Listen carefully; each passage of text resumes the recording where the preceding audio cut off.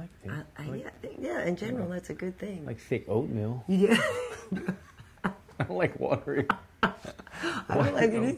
Hey, did you see the eclipse today? Did it happen yet? I don't know. I'm ready for it, though. I think it's happening. I'm still waiting. I'm not 100% sure. Does anybody know? Is it Guys, you're on the podcast. It happened. Dude, take them up. Take them up. We could do like Donald Trump and just look directly into it. How many, literally, if you watched last week tonight, they had a whole clip they put together of all the TV reporters everywhere saying, don't stare directly into the sun. Because we all know you're not supposed to stare directly into the sun. And what did POTUS do? I missed it though because directly into the sun. Well, driving to the gym today, I was like, yeah, it is a bit brighter. Don't just squint out the window. Hey, welcome to the MMA podcast. Karyn, Bryant here. Alan Jouban, guys. So obviously we had the eclipse. We saw. We had the glasses. These are nice. These work well. Yeah. When we woke up this morning, it was kind of overcast, so we were bummed that it was like of all days. You know what I mean? It was. It's it was never big cloudy here. But then we saw it. So I think they said we here in LA got like 60% of coverage. But we had on the news where they showed the full blackout type thing up in Oregon, which looked pretty cool. Is that where everybody's going? I had numerous people that I knew, driving. Yeah. Well, it's cuts a path across the country, and it kind of from Oregon to South Carolina, I think was the line of total. What did they call it? Total. I don't know. It's a total eclipse. That's where you'd see it. Otherwise, you'd see part of it. So we saw it. It was cool. I have to say, it was kind of neat outside. Like it got twilighty and weird. It was sort of this weird colored sky outside, with half the. It was cool. It was cool to me though. Like, how often does the eclipse come? Like, well, there's partial eclipse. A total eclipse like this, I think this is a rare one. 27 years or something. Okay, so this one is a bit more rare, but I feel like every couple of years there's like wasn't there a blood one? You're so over eclipses. I swear. Whatever. 3 years ago there was like a blood orange eclipse or some shit like that. That's a blood moon. That's different. Blood moon. That's different. That's like that's because of some gas that's coming. The moon has gas, it turns orange. It does look pretty. So I wore my Howling at the Moon shirt just in honor of this today. I like it. But yeah, it was cool. I thought it was cool. But it was funny because, the kid, we were just like, hey, you should come look. And she's like, okay. Yeah, no. And then back to the iPad. I know. She's still on summer vacation, so I'll allow it. Because it's about to get hardcore pretty soon for her to go back to school. But anyway, I don't know if folks checked it out, but it is pretty funny, that picture they shared of Trump squinting into this. Like, dude. He already kind of squints his eyes as it is, though. But dude, I guess maybe he didn't want to have a picture in the dorky glasses, so he squinted instead. Yeah. I had some Gucci glasses on this morning, and they didn't work. They didn't work? They didn't block the rays for sure. So obviously it's been a little while since we did a podcast because you had to go for your fight, and then when you were afterwards, we went on vacation. So it's been a little while, so we apologize. So that's what we're doing this live today. Yeah, but if you guys have some questions and stuff, we're going to talk about obviously Maymac and some fight announcements and stuff. But since it is the first time that we get to talk to you, we're bummed that the fight didn't go your way. I'm really bummed, and especially too because I was working that night, and I know in the avocado room, and all of us were talking about the fact that you're a guy that for better or for worse gets tagged sometimes in the first round, but then we're like, no, he's fine, he's coming back, and personally, I don't think you were given the full opportunity to fight, but that's I do want you to be protected. Do you know what I mean? I want you to be looked out for, but knowing that about you was kind of frustrating. Yeah, I agree. I mean, it was first and foremost, it was my fault. I got tagged. I got caught. Props to Nico for timing that, and I shouldn't have been in that position anyway. I shouldn't have gotten caught right there, so that was my fault. I feel like I should have been given a little bit more time to recover, just because I was wobbled and I was kind of wobbly on my feet, but that's what happens when you get cracked. And then he wasn't really doing too much ground and pound. I think he threw like 5 shots, maybe 1 or 2 of them kind of grades off me, and then he was going for a rear naked choke when the ref stopped. It was kind of an odd timing stoppage. So it was my fault for getting there in that position, and I take responsibility for that. But the one thing that still bugs me about the fight, though, is the refereeing. Yeah. Other than the early, semi-early premature stoppage by, I think the referee was Gary Copeland. Okay. Gary Copeland, the guy. Mini Brock. There you see him there. He looks a little bit like little Brock Lesnar. Totally and I'm trying to, I don't want to get on this case too much because I really don't have like any personal vendettas against him. Right. But He's not getting tested by USADA. No, I'm joking. It doesn't seem like he's getting tested. But no. People gotta worry about Floyd. Yeah, just saying. Just throwing it out there. But that's funny. Okay, on a real level. The thing about the fight that frustrated me a little bit was, for you professional fighters that know this, we always get a rules meeting. Yep. And in the smaller shows, it's just a group of us in a room with the referees. They'll say, look, this is what we're looking for. If you have any questions. In the UFC, they do a one-on-one. Big John McCartney will come sit down and say, look, you know, I've worked with you before. This is what I'm looking for. If you get in trouble, I need you to move. I need you to show something. If you make a grunting sound, I'm going to take that as you're in trouble. Right. Is there anything I need to know about you? They like to know. If you're double-jointed, let them know. Because if you get in an arm bar and you tell them at a time, look, I'm double-jointed, don't stop the fight prematurely. It might look terrible, but... Then you know they can get out of it. Or, in my case, and I've said this on the show numerous times, I always tell the referee in the pre-fight rules meeting, look, like you said, Karyn, I don't try to do this, but I put myself in danger sometimes. Yeah. I get knocked down probably every other fight. I usually recover. Not always, but usually recover. I've never been knocked unconscious in my life. I've been staggered quite a few times. And 90% of those times I recover. So, long story short, I didn't get my rules meeting. I didn't even know. But how is that even possible? Like, how is it possible that you don't get the meeting? That's what I don't even understand. I don't know, because I remember being beneath the arena and John McCartney coming in and come and talk to me. And I said, you're my ref, right? And he goes, no. And he started giving somebody else a rules meeting. So I was like, well, who's reffing me? And then we started warming up. And then they were like, Alan, you're on deck. So I'm on deck, and I remember telling my coach, Julio, I said, I didn't get a rules meeting. I didn't get to tell him my normal thing about, look, if I get knocked down, don't stop it, give me a chance. And then I told Julio, I go, do you even know the rules? Is it new rules or old rules? I don't know if it's the one hand, two hand. Doesn't make a huge difference in the I mean, it does. Well, you're not a game player, but like, it's good to know what needs. What I'm not like strategizing those little things, but I just want to know what is the rules, or what ref, you know, has he worked with me before? Does he know that sometimes I get knocked down? So obviously, I didn't get the rules meeting, and I got knocked down. He stopped it a bit prematurely. And then in the post-fight interview, I saw Nico say something along the lines of, Brian Stann asked him, he said, did you think the ref stopped it prematurely? Right. And his response was, no, I told him before the fight, if I drop him, you better pull him off me. So and that led me to believe that Nico got the rules meeting. He got to kind of plea his case, like, look, I drop people, or I'm aggressive. Right. I didn't get the rules meeting where I said, look, I get dropped sometimes, but I always come back. And would it have changed the course of the fight? I don't know. But you know what?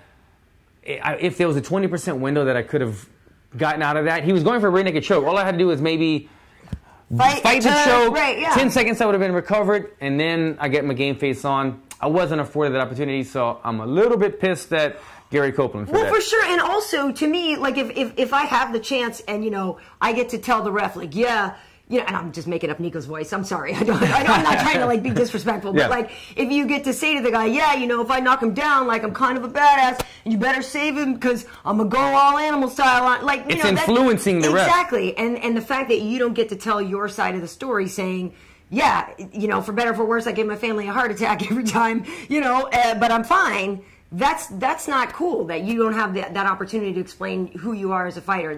It could have influenced him a little bit to do that early stoppage, because Nico told him, look, I'm going to be aggressive in this fight, and I didn't get to tell him, like, look, I do get hit sometimes, but and and I can take it, and I've been here before, and I'm not. It's not new to me. I can hang. Please give me the opportunity to hang. So I was frustrated. Again, I'm taking the responsibility on losing the fight 100%. But there was a window there where I probably would have recovered. Yep. Who knows? Maybe he would have got it under my chin, finished the choke.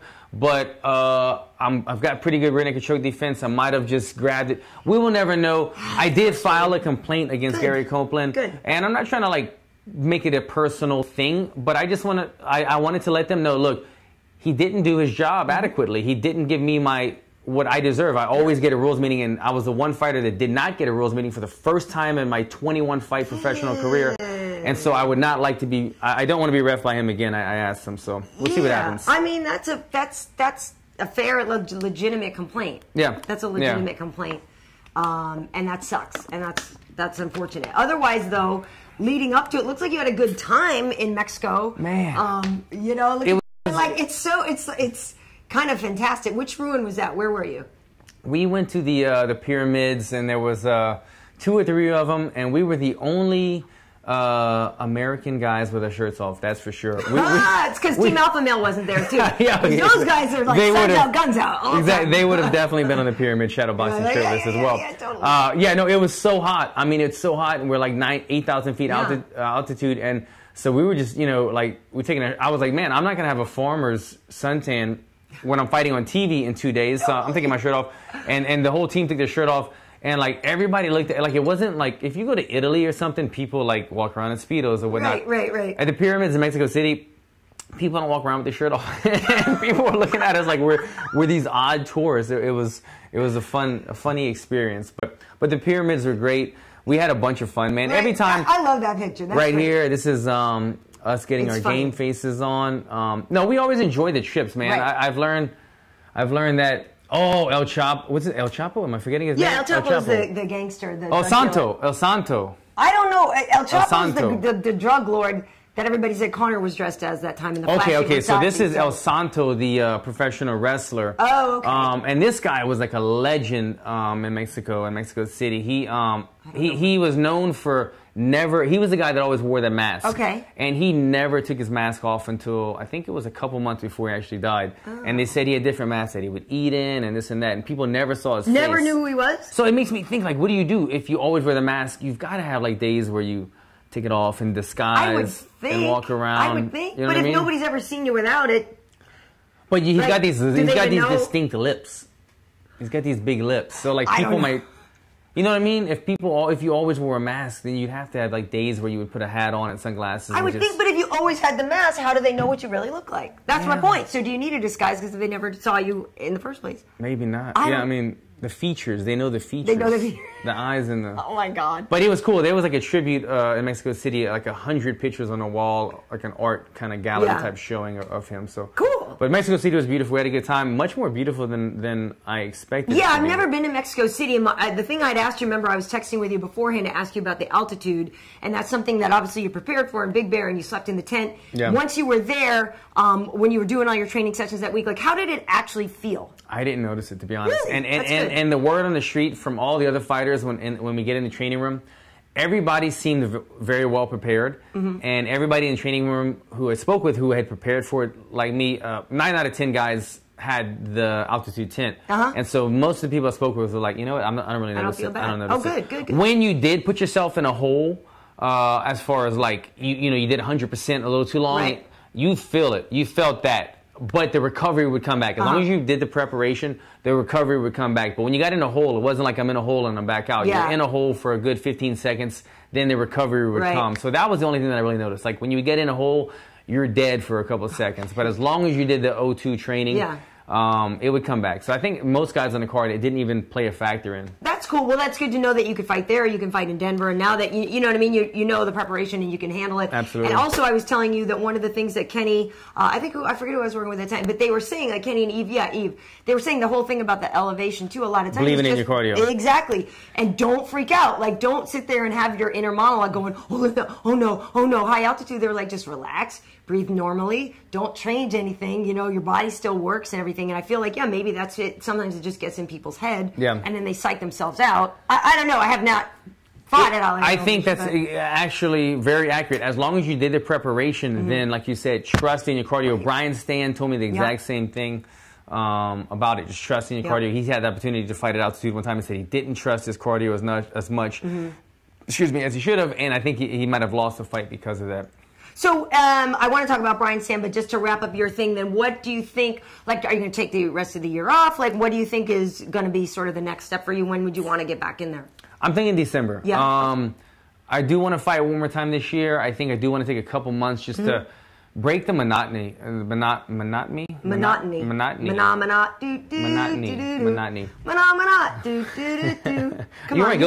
you guys know that. She's from the Muppet Show. Gold. Look up that video after the show. It's gold. You don't remember Manamana? I don't know. I've never watched the Muppets. I was in the Muppets. You were in the Muppets too, right? I was not a Muppets guy. It's I'm going to watch it now, I guess. So good. Somebody in the comments tell me you've seen that. It's amazing. But the monotony. Thank you for that. I'm gonna do some other things, man. I'm working on my truck. Did you name it?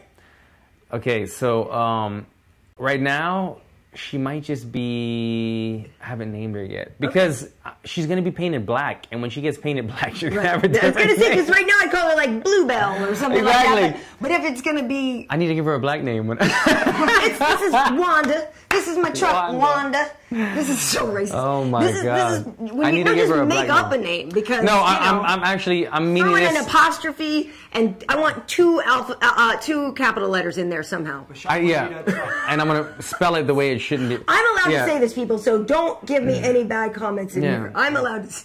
And I'm from Louisiana, so I just do whatever.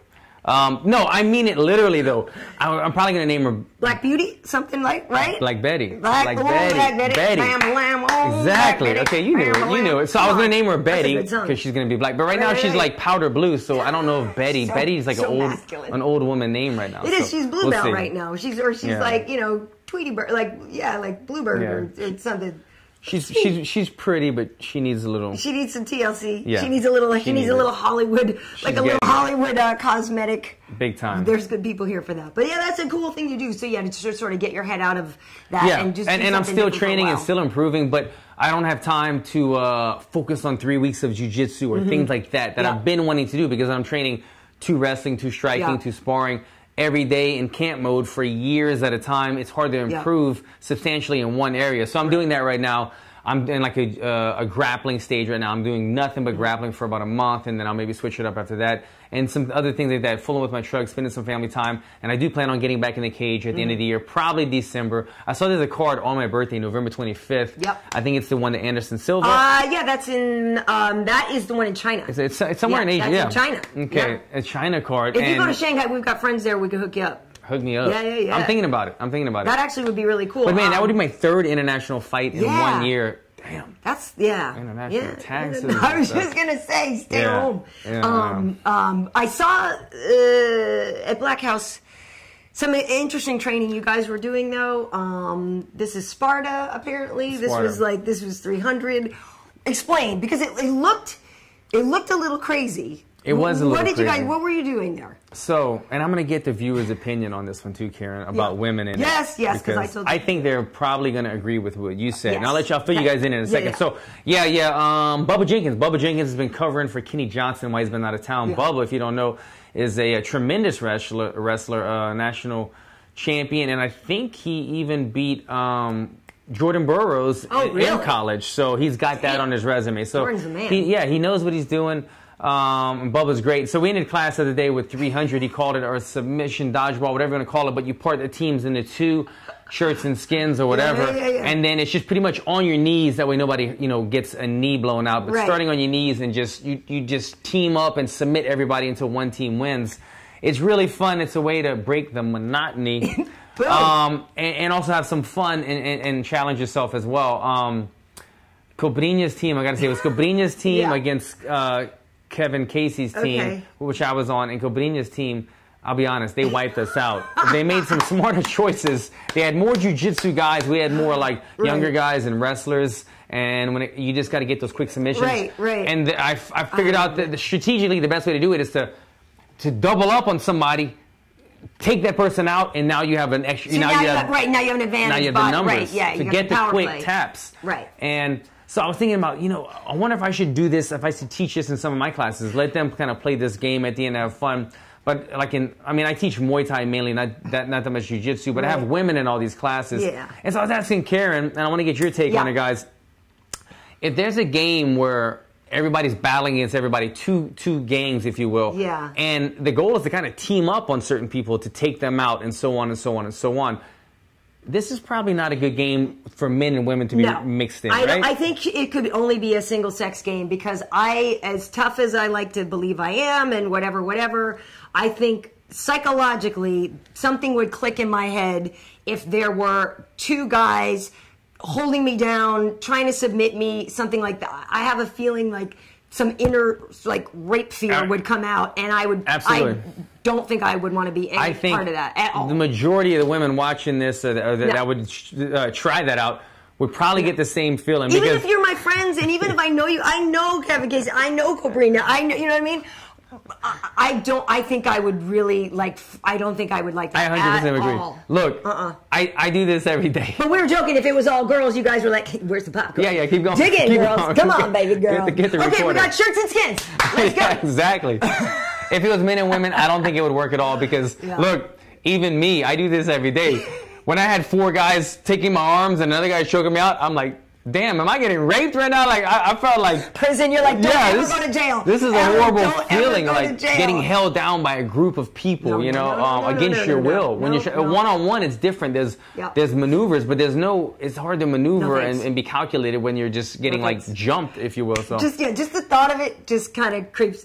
So we'll do women 300 and men 300 separate. And we'll film the women one. You guys don't care about them. That'd be good. That's how we get our numbers up. Well, cool. Well, I'm glad that life is good. Well, we obviously went to Mexico too. Literally, after I got off the air doing the UFC Mexico City, we got a 7 a.m. flight, and because we finally had some time off from work, there was August has been kind of slow for fights, as we know. So actually, and we didn't have a UFC tonight, so I had some time to go. So we went to Mexico, went to Playa del Carmen, where I went last year for just us. This year we took Mini Me as well. Pretty bird. Yeah, we. Pretty bird. It's a Dumb and Dumber. His head just popped off. But yeah, lizards run wild there. If anybody's going to Cancun, we flew into Cancun. If you're going there, this place called H.E.A.T was this thing that we did one of the days. It's really cool. It's kind of like this aquatic nature theme park thing. And I don't mean theme park in that there's rides. There is this one huge water slide, but you go there and you can go snorkeling in this part. You can go, with the dolphins over here. There's a stingray experience. You can go in, caves. I'd be all over that. It's really cool, and it's a little weird because you just spend the day just like walking around wet half the time, in your bathing suits, and they give you the snorkeling gear and all that stuff there. And when you're there, also it's all inclusive in terms of eating and drinking and stuff like that. So you go, like we got they got picked us up at like 7:15, and you don't come back till like 7:30 at night. 8 o'clock you pay at a night. fee, and you all day you do all the activities. And so they take you there on the bus. They do this whole thing, and it was really cool. I would definitely recommend that. There's one part where there's zip lining. There's this lazy river that you go on through. There's one mangrove part, and you're floating. It was really fun. There was a cliff diving thing. Okay, so here's the cliff diving part, and we were all like, yeah, we'll do this.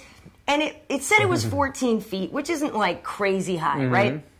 But it's higher than you think, right? So maybe the water was low. Exactly, that's what we said, because it actually was. Because when you tried to get out, the ladder didn't even reach the water, so the water actually had gone down some.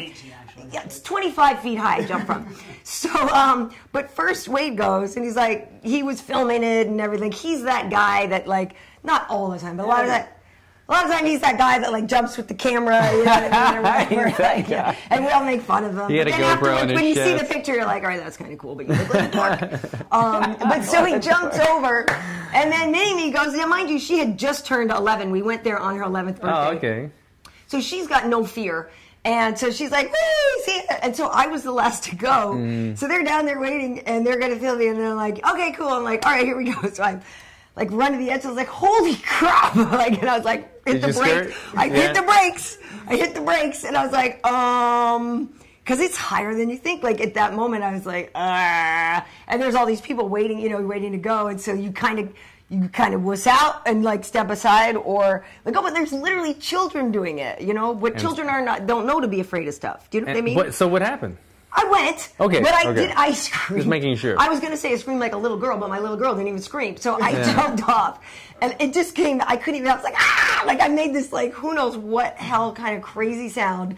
I jumped in, but it was really fun. Yeah. But it was way more, intimidating. But the water was super deep and everything. Yeah, there was deep, it's fine, it's warm. It's just the actual it's jump. Not that. It's just... again, the same reason I don't skydive and stupid stuff like that. Why am I willingly jumping off? So that was cool, but that's all at H.E.A.T. So I totally recommend it if people want to go there. That sounds super fun. It's really, really cool. But then, another thing Mini-Me, she and Wade went parasailing. Like I said, she has no fear. So she's 11, and she's up there parasailing, whee! And I'm taking pictures from the beach, this tiny little thing.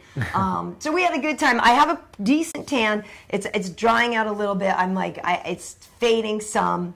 but I need to keep it alive. Oh yeah, so we went up on some ruins too. I kept my shirt on, but we went to Jouban. And we climbed this. It's one of the oldest ones in my. It's actually taller than Chichen Itza. You said, or it's yeah. So that was cool. And you climb up there, and Mini Me was there getting her dab game on. But that was really cool. We had a good time. It was good to take a vacation, and I was close, and that's where they decapitated the. Oh yeah, I didn't see that part. Yeah, decapitated who? Where they would do all the sacrifices, where he laid his head down there. Oh, that's why you had. I see. Which kind of creeped me out. That was actually where they took people's heads. That could have been the gods. Hundreds of. That's gross. So Wade sacrificed one of the MMA gods that there'll be no more injuries. But yeah, so obviously it's fight week. It's Maymac. I feel like we've been talking about it forever. Yeah, it's finally here. And I think we kind of talked about it before. But are you picking Conor? Well, like, there's the heart pick and there's the head pick, right? Yeah, exactly. So what's your take? I mean, I've got to, it's for the sake of not sounding ridiculous, I have to go with Mayweather, obviously. But this is like the build up and all the stuff surrounding it, and it's kind of got this, this MMA versus boxing feel. Right. I'm really invested in wanting to see something spectacular. Wanting to see the Rocky movie, Right. The nobody, not the nobody, but the guy that doesn't belong against the right. Undisputed best boxer that's ever lived. But yeah, I mean, as much as you break down this fight, it's been broken down by everybody. Right, exactly. I'm not going to say anything different, but just yes, it's in my eyes. Conor's got to do it in 2 to 3. I will say this though. If Mayweather doesn't do it within 6 to 7, that's a frowned upon in the boxing community. I don't think the boxing community, if Mayweather does not get McGregor out of the fight by the 6th to 7th round, it's that right there is a hit to the boxing community. From all the boxing coaches that I've been speaking with and people in the boxing community, they see Mayweather taking him out within 6. And if it goes longer than 6, they say that's a win for MMA. Because I actually could see it going the distance. Like, I don't... He's not a knockout artist. He did elect to have the smaller gloves. Is that strategic? So the thing is I agree. By all logic, Floyd should win the fight, right?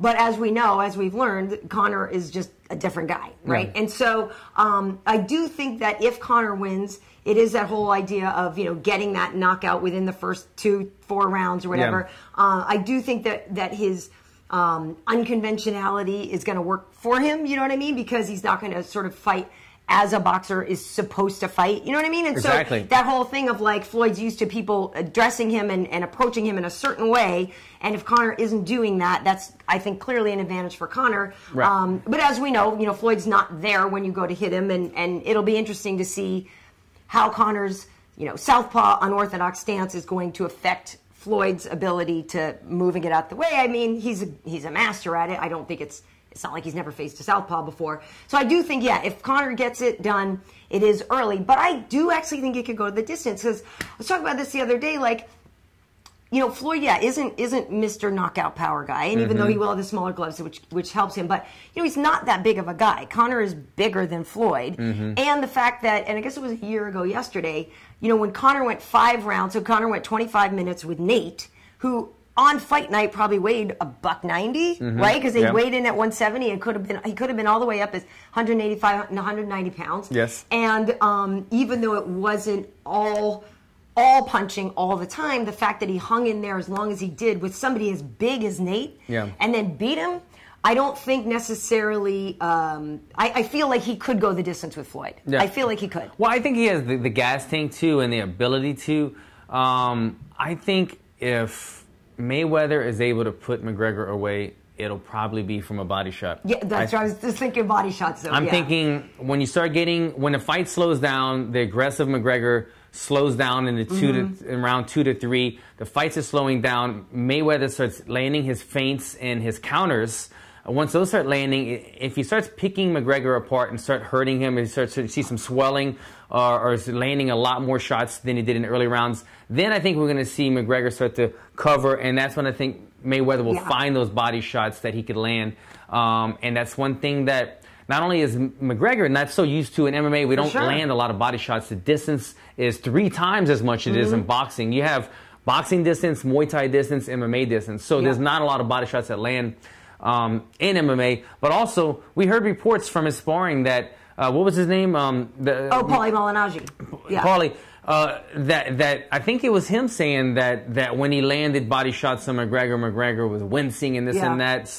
So I'm not saying he's weak to the body, but he's probably not used to a boxer digging that many shots so many times. And I think that would be the route that Mayweather would take later. Yeah, I agree with that. It's funny because I was going to say that too, because you take away all the kicking, you take away the takedowns, you take away all the stuff, and boxers, which is why the same reason I've had the argument that MMA fighters suffer less brain damage because you have way more targets. Yes. And in boxing, it's just head and body. But it's that exact reason why I think the same thing, that if Floyd is doing it, he's going to just take him apart with all those body shots that, as we know, just takes the wind out of you. And then when you start to worry about that, then he can fake, go high, you start covering this. Which one do you cover? Because now you're getting lit up in both those places. So, I do think that the body shots are going to be a real key to how that gets done. But, again, I do think it could go the distance. It's funny because all those bets now, all those prop bets, there's bets for knockouts, bets for distance and everything.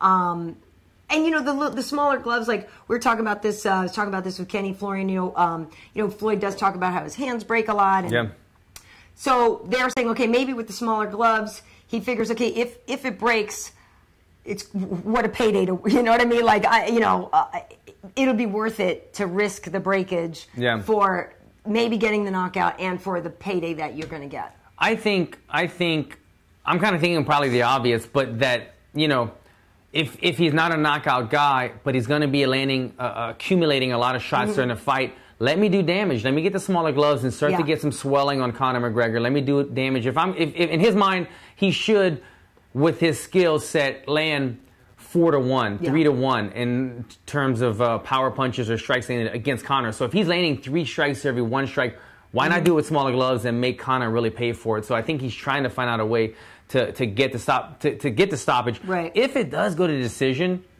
I would be thrilled with that, as long as it's not a boring fight. Right. But a decision win for Mayweather is a win for Conor, to be honest. Absolutely. I mean, that's amazing. A guy making his professional boxing debut against the best in the world, to take him 12 rounds, that's not good for boxing. That's good for the UFC, saying, look, we could hang, we might not have won, but this is your sport. I saw an interesting tweet earlier. Somebody compared, what if Conor McGregor was supposed to go and do ADCC against Cobrinha? Okay. What would the odds be there? Cobrinha all day. You know what I mean? Or what if he went? I wouldn't for a second think Cobrinha wasn't going to win within a minute and a half. Or what if he stepped into a Muay Thai ring, or with Sanshai, or if he one of the other elements of MMA, you mean? Like, so basically, you take one of the other elements of the sport. If he were to go in there, it's interesting to compare the two. But the thing that I've got to say about this, grappling is a completely other world, another world, because in grappling, anytime there's punches being thrown or strikes being landed, it's any man can win. Any man can win, because anybody could land a single shot. Exactly. It's totally different in grappling. Like, you could be dominated by somebody 50 pounds smaller than you, because they are that good, and you will never get on that level unless you've done it your whole life. But when there's strikes being thrown, it's different. So it was I saw that somebody tweeted that, I think Luke Thomas or something, talking about it. But yes, if it was Conor going against Cobrinha, then he would get submitted within a couple of minutes.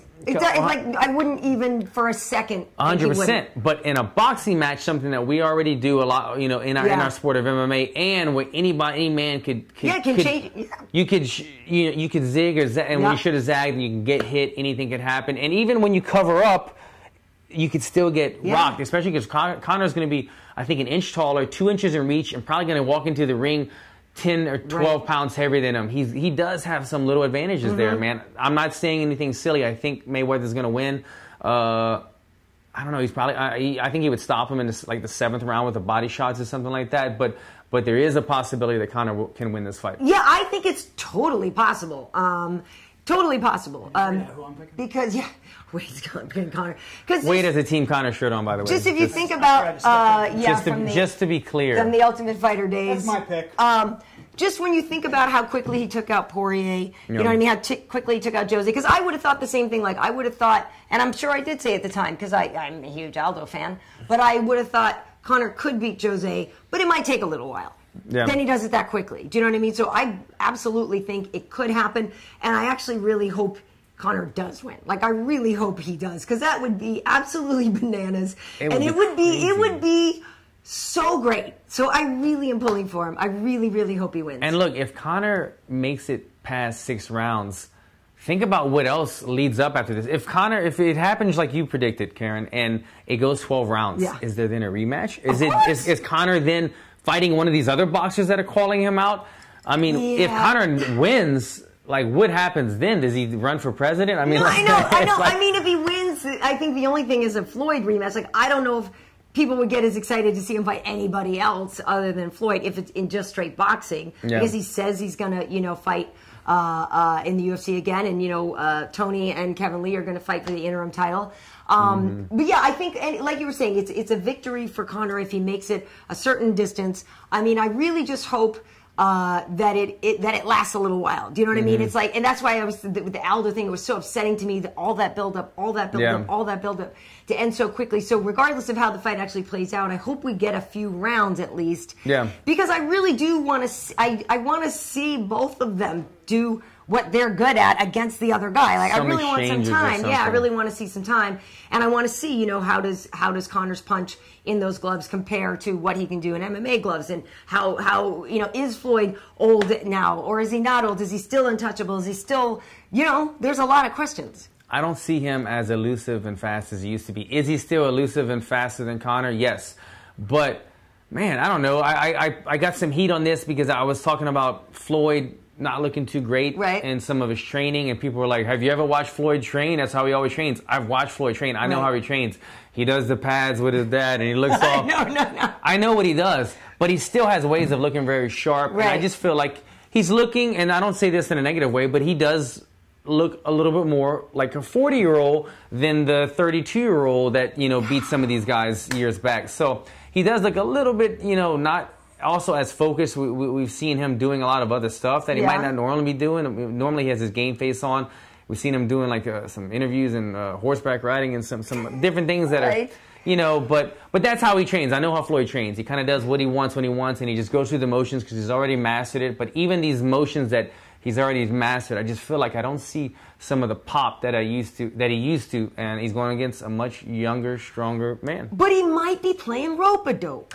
He might be selling the fight. Yeah, why should I? I get it. And I'm not going to really show you my real training. You know he really trains at 2 in the morning or whatever, right? And, I get it. I think there's some things that he's said where he's already kind of conceded the fact that he could lose. And there's some things that he's saying. And I know you always have to, well, you don't always have to, but I think it's good to build your opponent up as a viable opponent who could beat you, so that when you do beat them, you never said this guy's a bum. Yeah. He sucks.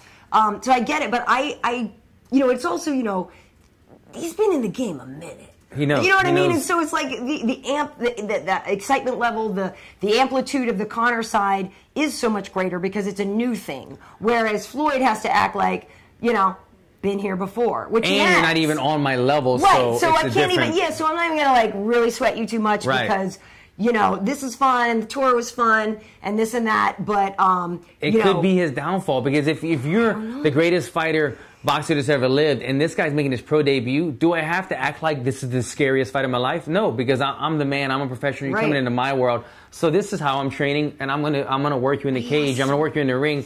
It could be a downfall. We're going to see. The other thing that I want to speak about, I haven't seen much about his sparring. I said something about his sparring the other day on Twitter, and people got on me saying, Floyd never shows any of his sparring. Dude, have you, anybody, go to YouTube. You could find multiple videos of Floyd sparring or after. I was actually referring to after he spars. You always see these videos, these kind of hidden videos of his sparring partners coming out of the ring, and they're all beat up, right? And they interview him, and they're all busted up, and they're like, "Yeah, he paid me $2 grand. He pays something like $500 a round or $2 grand a round. Yeah, $2 grand a round or $2 grand a session. He pays them, and he beats the crap out of them. We haven't seen all that. We haven't seen these sparring partners get their asses whooped or a little hidden, So it's just I want to see what Floyd shows up. It was kind of like the DC John Jones. It said DC's gotten so much better. Right. But if John Jones is John Jones, then John Jones wins every time. Right, exactly. If Floyd is Floyd, Floyd's going to win for sure. What Floyd shows up. But what's your take? What did you say? There's some comments. I want to get to that. What's your take on the Malignaggi? We're joking, it's the Zapruder footage now, but the Malignaggi footage showing him getting knocked down, and then Paulie was all upset about it, saying that it was edited and those were the late rounds. And he, do you think those were I'll just ask you, do you think those were clean knockdowns or not? Those were clean knockdowns, and I'm not a fan of him. I don't think he's commentating this fight, correct? Yeah, I mean, I used to work with him at Showtime sometimes. Yeah. Like, he's been doing the commentating part for a long time. I don't think that a sparring partner who has ties to this should be commentating a fight. I don't mean that, like, he's not a good commentator. I just mean that being that he's involved, and him and Conor are beefing right now, and now he's calling the fight, I hope he stays professional and unbiased in his calls, which I'm hoping he will be. But he's got so much. He's going to be there to give his professional insight and say, look, when I sparred him, this and that. He's going to be opinionated no matter what. But at the same time, I like the idea of somebody on the panel who can speak to actually being in there with Conor and actually knowing his power and this and that kind of thing. Like, because I think the fear a lot of MMA fans had was that the boxing guys were not going to respect Conor enough and not going to give him enough respect as a fighter. And I feel like, I feel like Paulie might have some things that he's like not happy about, but I think it actually is a good thing that he at least spent some time in there with Conor and has a better sense of who the person is. Yeah. I think that could be helpful. But I mean, it's tough for all the guys calling fights because, there's always some time where you're like, that guy's such a tool. Yeah. And people talk about Joe saying, he's biased sometimes. He's calling a fight, and Rogan. Rogan only seeing the good things that Alan Jouban is doing. He's not seeing the good things the other guys doing. I mean, somebody's always going to. Everybody's going to have their opinion. But anyway, I think to answer your question though, Paulie, he got knocked down. He was wearing the damage. Yeah. And it's even more a plus for Conor. Paulie's saying, yes, the video did get edited, and I'm sure Paulie had some good rounds, and so that got a little misconstrued. He's right about that. They didn't show his good rounds, but they're not promoting his fight. They're promoting Conor's fight. You don't, anytime you do a countdown, you show the good stuff of the fighter. But you said it. It was in the later rounds, and I think that's a very big factor right there. The later rounds, Conor came on strong. Not the early rounds like everybody's predicting in this fight. Like I'm predicting he needs to come on strong. But it's showing that in rounds 10, 11, 12, Conor put it on him and dropped him. Those are clean knockdowns. I didn't see a push. He pushed you with his fist to your face. That was the only thing. It wasn't like a knock. But Conor like swung and then kind of dragged him down or whatever. But So you know what? I'm interested to see the trash talk too. Both guys are known for kind of like talking a little bit in the ring. And I know that'll actually be interesting. Well, that is the one thing I do think too. Where Conor might have an advantage over some of Floyd's past opponents in that he is way better at the head game than a lot of these other people are. I mean, half the time Floyd's opponents don't speak English that well. Do you know what I mean? Like, so now he's got a guy that can truly match him and beat him in the verbal warfare. And how much has he gotten into his head? And the thing is like, I say this, like, when the bell rings and they're both actually standing there, like, there's gonna be a oh crap moment like that. We're actually doing this, bro. Like we're actually doing this, right? Exactly like I mean, because you and I don't know, but you make eye contact in there with the guy, right? And I gotta feel like right at the beginning, either like they've there's going to be a moment of like it's on and I'm gonna smash you now, or there's going to be that giggle where they're like we're getting so paid. Do you know what I mean? Like who knows? I don't know. I think Conor needs to start the posturing very early because. You can only posture and talk trash if you feel confident or you're winning, right? Right. So if Conor doesn't come out like that with guns blazing and start getting the mental warfare going, and then he lets Mayweather set a pace and start landing the jab, if he's getting tagged up, he's not going to be talking trash. He's going to be trying to figure this out. If he gets in there right away and starts posturing and making an ugly fight and doing some things and pushing Mayweather and rubbing the top of his head and talking... Then he's going to frustrate Mayweather and get in his head, and that's how it could be. That's his chance to do it. That's his chance to win. Do it early. I'm interested to see what happens if if Conor gets up against the ropes. Obviously, he's been training in a ring, but like ropes are so different than a cage, and how that would help or inhibit his ability to get away and stuff like that. Like, there's a lot of really just interesting technical things. That's why I'm saying I want it to go a few rounds, because I want to see how it actually works. The inside boxing too, I'm very curious about, because when we as MMA fighters or Muay Thai fighters or anything get close, we tend to go high with our we like to clinch up, either just for clinch in Muay Thai or to snatch them down for wrestling. But in boxing, it's different. You have to be nice and tight and working in here. So you even saw in some of Conor's training footage when he got close, he was kind of holding the top of the head and kind of rabbit punching here. Is that going to be good or bad against Mayweather, who's somebody who's trained on the inside, the outside, at every area of boxing? Is Mayweather going to find those openings to the body, slide off of the ropes, while Conor might be trying to do more of a pummeling, rabbit punching? We'll see. We'll see. Well, MMA Heat is going to be there, so Wade and I are going out to Vegas tomorrow. There's some press conference things that we will probably cover Wednesday, I think. We have a live UFC tonight on Thursday. It's not on Wednesday this week. We're calling it Mayweather McGregor 2 days out. And so if you guys are in town, I'm sure as the week comes, like the UFC on Fox Twitter will have information on it, but we're going to be doing it right outside of T-Mobile. So people, I think, will be able to come by, and so it should be cool. It's going to be fun.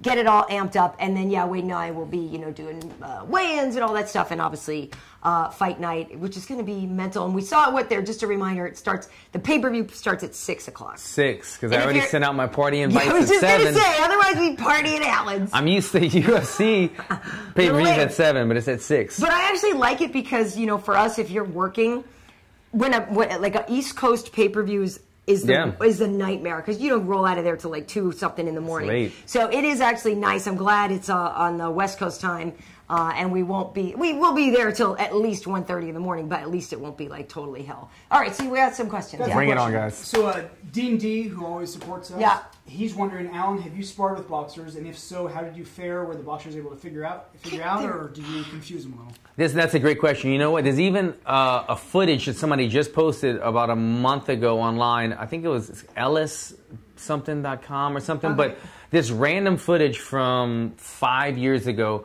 of me going to a boxing gym and sparring. I actually got a concussion in that session, but I did pretty good. You can watch the footage online. There's little pieces of it, and it's kind of what I'm speaking about right now. We were tagging each other back and forth. Every time I would get him against the ropes, I was instinctively clinching up. And then I'm almost like looking at my coaches like, ooh, I'd be elbowing the shit out of him right now. And meanwhile, he's digging the body and finding these little shoulder bump uppercuts and things like there. So I knew that in an MMA setting, a real life setting, I would have knocked this guy out. But I wasn't trained on the inside boxing because I never sit here and do this. When we're in clinch range, we clinch in MMA. So I did well. I've boxed lots of boxers before, but we never as MMA fighters train the inside game that much, so that could be a factor in this fight. If I'm not close, clinch and knee. Right? Yeah, you want elbows, like you said, all that or stuff. grab. We're not sitting there shoulder bumping. Right. So I think Mayweather's going to have an advantage right there. Cool. All right, and then I think, I don't know who's asked it, but I know it was asked. They're wondering, since they already planned interim title for Ferguson and Lee, do you think the UFC is already anticipating Conor might not return? No, I thought the whole point was kind of he said he would, and that's who he'd fight, would be the winner. And Dana's saying strongly that Conor is coming back, but I mean, you never know. Look, if this fight is half as entertaining as we're dreaming that it will be, and they make $100 million, and there's either a rematch or another boxer wants to fight him, why would he come back to whatever he's making with the UFC, $15 million a fight, when he can make $100 million? Yeah, I mean, I obviously see the reason why he wouldn't come back. Yeah. But we don't know what the contract said when he sort of got the okay to fight outside of the UFC anyway, right? So who knows what the clause is? But we're joking about this. Like, the clause could say you have to fight at least one more UFC fight, but like, I can't make you walk into the octagon. Do you know what I mean? Like, I literally can't. Oh, my knee's broken. I can't fight this year. You can't actually force somebody to do it. And then there's room for negotiation. If Conor does anything, I keep saying it because it's like, if he just makes it past 6 rounds, it's a pretty big win in his favor. If he does good in this fight and then decides to go back to the UFC, he could say, look, okay, but I'm not fighting for anything less than, I want $6 per pay-per-view point rather than 3 or whatever. He could double up his money. So for sure. Well, also, he will be, depending on how he does in this fight, a bigger pay-per-view draw in the UFC as well. Anyway, though, like, I do think that, I hope anyway, that some boxing fans who never really gave MMA much of a chance, depending on how Conor does, hopefully they start to sort of understand that, you know, what you guys are doing is something that they can enjoy as well. Yeah. So maybe he's just going to be a bigger UFC draw as well. It's a win-win as long as he doesn't get taken out in, like, one round. Right. But it is crazy that, like, you know, and I'm sure, like, random people asking me about this fight. Like, people that are like, oh, I hear you covered the fight. Have you heard about this Conor guy? Have you ever heard of him? Oh, my God. Yeah, I heard about this fight coming up this weekend. He's British, right? Yeah, right. Did we have another question? Because there was something else I wanted to mention. Well, also for UFC 216, someone's mentioning for the women's flyweight division. Do you find it surprising that Paige is one of the people that's going to go up to the new division to fight Jessica Eye? Do I find it surprising? That Paige is that Van Zandt is doing is what? She's going to 125? She's going to go to $125 instead. And she's fighting who? Jessica Eye. Jessica Eye. Evil Eye, who used to fight at Bantam, who really prefers to fight at 25. But man, so she had a bit of a tough stretch. I was gonna say because I like Jessica Eye, but isn't she like on a for like four? Yeah. Okay. So and they gave her. She lost a few, and then she actually took some time off. Right. And then she came back, and she was fighting in Cleveland with Stipe was defending in Cleveland, their teammates, and didn't go her way that night. So she, you know, she's had a tough go of it.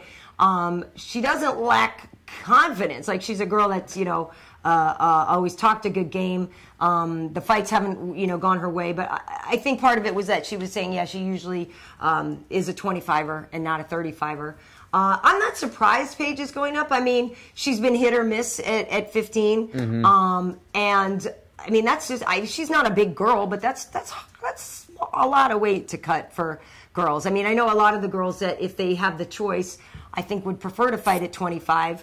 You know, as we know, women's bodies, we just carry weight differently. We hold on to weight differently, and it's, I think, a lot harder for these girls to get down to 15. For, you know, for some of them, it's really tough. So I don't think I'm surprised to see Paige give that a go. No. And I don't think the division is as established enough yet that it makes a drastic difference. So, you know, there's not like a roster full of girls that are cutting 20 pounds because they've been in this division their whole life. Right now, the division's still new where girls are coming from different divisions trying it out. So you might have girls that are both moving up or moving down fighting in that division for a little while until it becomes a deeper division. For sure. Well, and as we know, too, the next Ultimate Fighter is 125ers, and they're going to crown the inaugural women's flyweight champ. So I'm actually, you know, we have Tough Talk is coming back. So we start up on the 30th, I believe, is when the new season of the Ultimate Fighter starts, and crazy Michael Bisping and I will be back for Tough Talk, which should be, I'm sure he'll see tons of inappropriate things since it's women. So this should be fun. Yeah, Michael saying anything inappropriate. By the way, I need this answer. I think I made a mistake talking about this other day. Michael Bisping's fight against GSP Madison Square Garden. Or is not for the belt? It is. It is for the belt. Yeah. And so if he wins, GSP wins, GSP is now the middleweight champion and must defend it. Yes, I believe so. I don't know why I thought that was I know, I was super going back for for it too, but I believe it's actually for the belt. Wow. Okay. Yeah. And that's in Madison Somebody corrected me the other day. And that card is pretty great too. That's the same night Cody and TJ are going to throw down. They put Masvidal and Wonder Boy on that card. Johnny Hendricks is fighting Paulo Borrachinha on that card. Madison Square Garden is going to be pretty jumping. That's November 4th, I think. Swiss Bliss, first-time viewer from Switzerland. Oh, hey. Is asking, what do you guys think of Volkan Oezdemir? He's good. He's good. You know, it's funny, too, because that division, they kind of need a new blood. Volkan is he's a 205er, and he said he was ranked number 6 already now or something like that, 5 or 6. I think he might be right behind Shogun in there, so I think he might be number 6. He just took out whoever at the Honda Center. He and it was kind of a surprise. Like it wasn't it wasn't like everybody was sort of like, well, it could go either way. He's on a run, man. He's good. He's aggressive. He gets guys out of there. I think he's the same guy, and I could be wrong, but when he made his UFC debut, he came in at heavyweight on short notice, fought like a week or two short notice at the guy that was way heavier than him, knocked him out. Just to get into the division, and now he's making a run at 205. Yeah, he's got big things coming from him. He's number 3. Oh, he's number 3 now because he just won a couple weeks ago. Obviously, John Jones, DC, Alexander Gustafsson, and then Volkan. Right. Okay, but why am I blanking on who he just beat? He beat him really fast. It was in like a minute and a half at the Honda Center. Yeah, I don't remember. I was working. All I was doing, I was stressing out. I think it was Jimmy Manawa. Yeah, Manawa. Right, that was it. That's why I was like, holy crap, he beat Manawa. That's right. Yeah, I was just blanking on that. You think I get hit in the head Anthony sometimes. Johnson was backstage, had a lot of great things. Yes. Oh, yeah. Rumble. Wade caught up with Rumble backstage. He was talking about why he loves weed. I was going to say he was stoned. I was trying to come up with a good metaphor. He was high on life. Now, I don't know if he was high during the interview. I wasn't there. He sells it. He's not. Yeah, and they say don't get high on your own supply. He's not a dealer, but he right. He's not. Is he a grower? Well, he works for a. He has a growing company. Okay, he sells weed. You know who else is dialed into that stuff? Uncle Creepy. Ian McCall works with a company that is like I've heard has some products people enjoy. The Diaz boys have their pre-rolls. There's a lot of guys getting into the game. There's a market for it right now. Yeah, for sure. You know, one thing I did want to mention before you get another question was about Bryant Stann. You were bringing him up a lot during the show.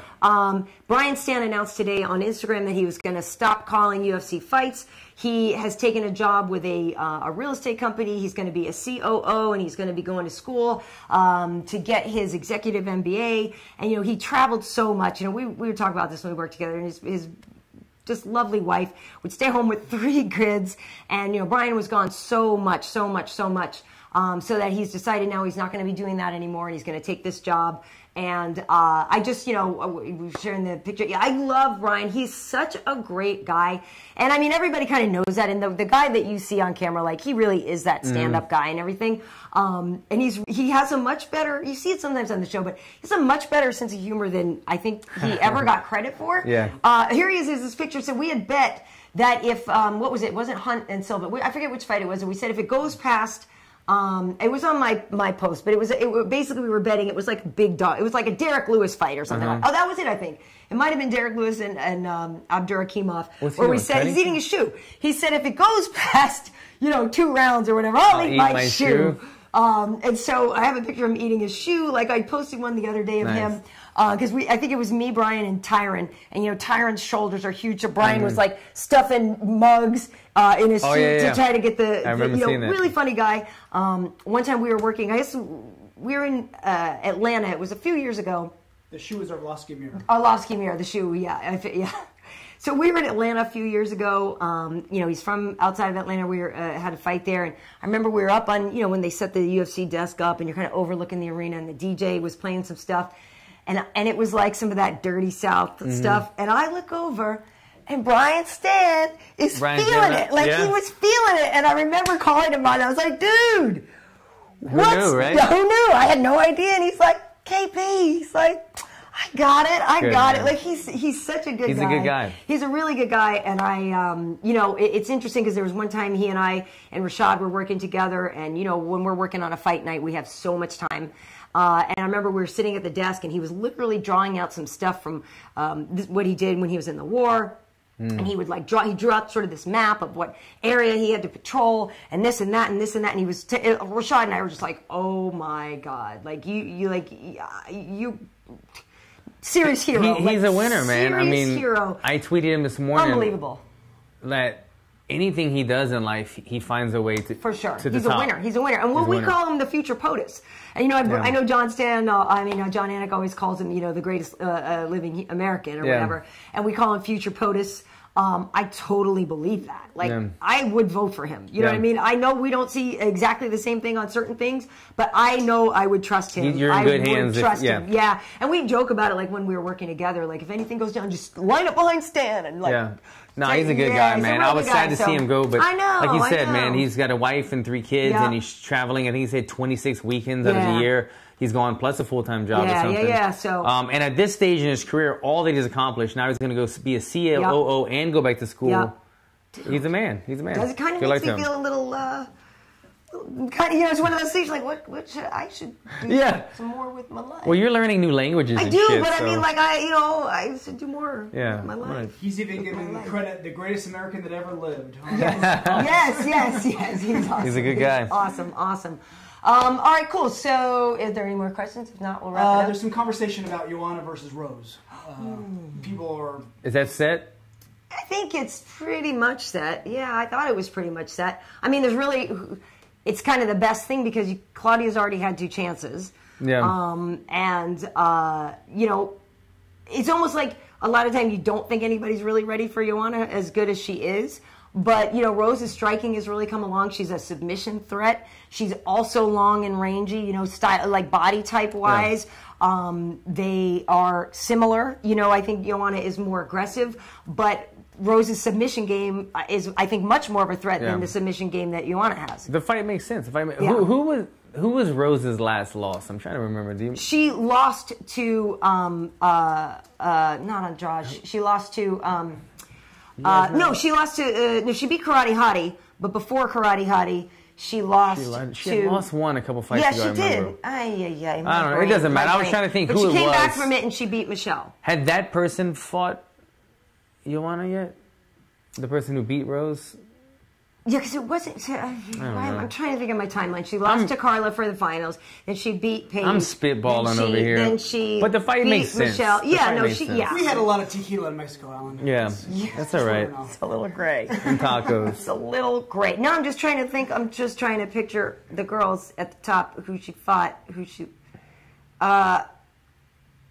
Okay, oh no, Karolina Kowalkiewicz. It was Karolina Kowalkiewicz, and it was a split decision, I think. So that was a close fight. And Karolina, you know, obviously is a striker too. So Karolina is good practice for Joanna, I would say. The interesting thing is Rose trains a lot with Valentina Shevchenko, and so she's working with a bigger girl, you know, a very strong striker and all that.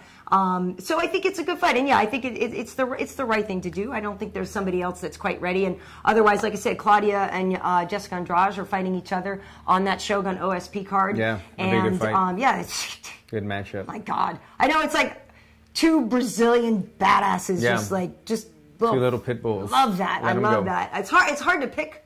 It's actually hard to pick in that fight. Yeah. But yeah, I think that's cool. Yeah. Is that good. It? Hey, what do you think of Pettis and Poirier? Your boy Poirier. Man, I love me some Pettis. Yeah, I love Dustin too, but I love me some. Same Pettis. here. That's a tough one because obviously, aside from Poirier being another Lafayette guy, so I'm always rooting for those guys. He's a really exciting fighter. Yeah. He's a grinder, man. He sits in the pocket. He switches stances when he's walking forward. He's a tough guy, and he's making a run again at lightweight. Pettis, another guy though that I love to watch him fight. Man, he's always doing great stuff. His last fight, who did he had that win over? What's his name? The brother of his brother's. The Millers. Jim Miller. Thank you, Jim Miller. He threw I think he threw a couple cartwheel kicks and some fancy stuff. But that is that's going to be a fan-friendly fight, a fighter's fight. That's a good fight to watch right there. Well, the cool thing is too, when he fought Jim, he was saying that like it kind of liberated him to not have a title eliminator or a title fight. Like he could just go out there and find the joy again. Yeah. And so you saw that in him. You know what I mean? And he was back at 55 and he felt better. And like I was so happy to see him in that fight, just looking like the old Anthony and like just throwing the fun stuff, just out there playing and having a good time. He looked great. That being said though, like Poirier, that dude is tough. And I really, really like him. And he remember that one? His nose got shattered. And he's still just like, it's the guy. What's his name? Duff. The guy that beat Conor McGregor. Joe Duffy. Joe Duffy. Right. That was like a UFC fight pass too. But that was such a grueling fight that Dustin Poirier showed a lot of heart. He was kind of winning the fight, but they were both all bloodied up, and that was a grinding type fight. But I think in that fight, it's going to be a great fight. But I think the X factor for Pettis would be the kicks, because Poirier is not so much of a kicker. He's more of a heavy-handed puncher. He probably has the power advantage over Pettis and maybe the better hands at getting in the pocket. But Pettis has more of the dynamic kicking style, so it'll be an interesting matchup. Props to younger Pettis, too, Sergio, that night he fought. That was great. As much as I love McLovin, I love McLovin. Yeah. But Pettis looked awesome that night, too. Both of them are looking good. So, I'm happy for those guys. Also, Anderson Silva's going to be fighting Kelvin Gastelum. Interesting. Yeah, I don't even know anymore. Anytime Anderson fights, I'm just like, man, I don't know. I love him. But good for Kelvin for going on the Legends tour. He got to fight Vitor. He's getting to fight Anderson. Kelvin's a real good dude, so happy for him to get a good fight like that. But so the next thing, like I said, we have the UFC tonight in Vegas. Then we're back the following week with UFC tonight, and Tough Talk starts and all that. The next fight, it's the Rotterdam one. Stefan Struve is fighting and stuff, so I got to try to get some interviews going on that. But that's a Fight Pass one, so we don't work on that. That's the whole Fight Pass. That's a Fight Pass one. But yeah, so cool. So otherwise, you're going to be working on the truck? Me? Yeah, just passing some time the rest of the summer. Oh, working on the truck. I'm thinking like no, I know that you meant like the production truck or something. Oh no.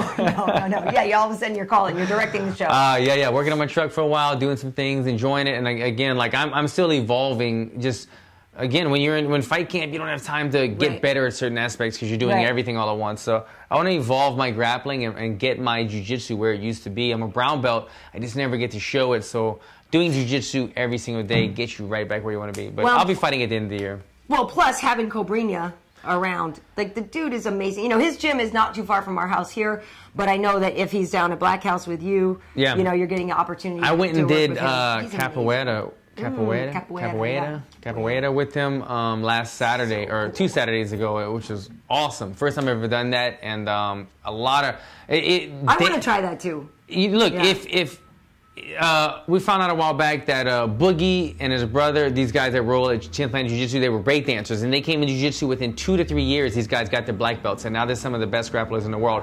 And we figured out that dancing is kind of directly related to Jiu-Jitsu because the core muscles and the movement and everything. Dancers can become very good Jiu-Jitsu artists very fast. Capoeira fighters, even more so. You're already doing a fighting type, the dance fighting. But these guys, that's why Cobrinha's so good, because that's what he did first. He was a capoeira black belt, and then he came into jiu-jitsu, and you're so low to the ground all the time using your core muscles and your balance and the movements. It adapts very well, and I'm having fun doing it with him. I think I would actually, because I'm a stellar dancer.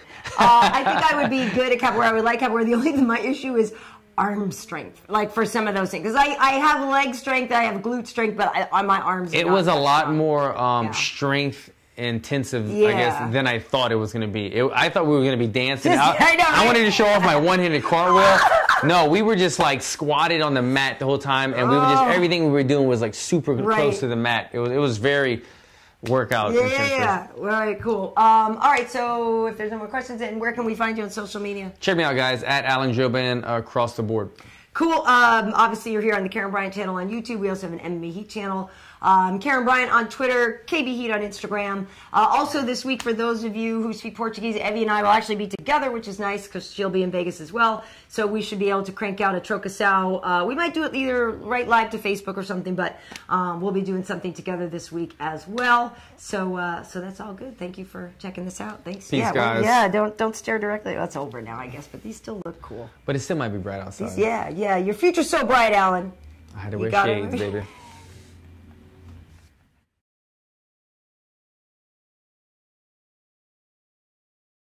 We're starting to get hot.